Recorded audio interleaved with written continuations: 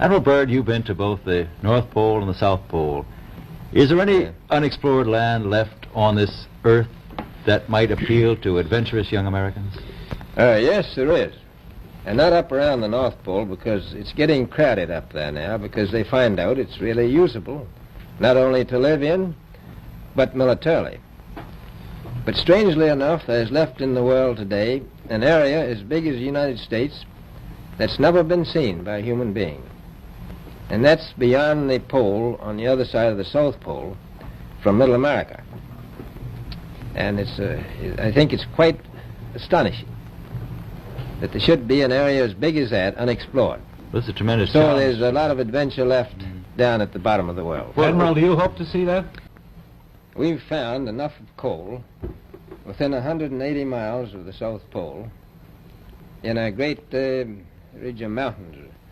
It's not covered with snow, enough to supply the whole world for quite a while. Well, that's the coal. Now, there's evidence of many other minerals.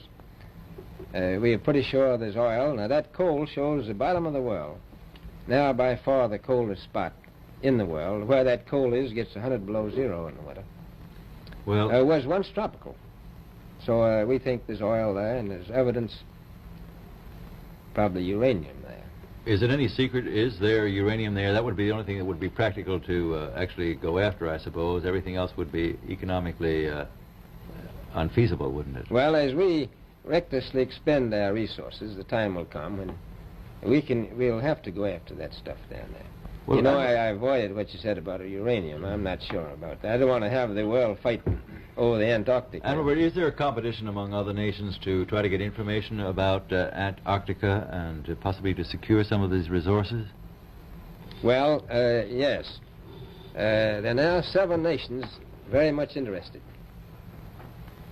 Russia is interested tremendously. That I'm sure of. Australia has an expedition down there.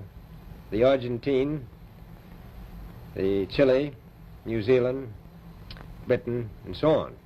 Now, you can understand those people down there being interested because they live down there, the New Zealanders, the Argentinians, the Chileans, and the Australians.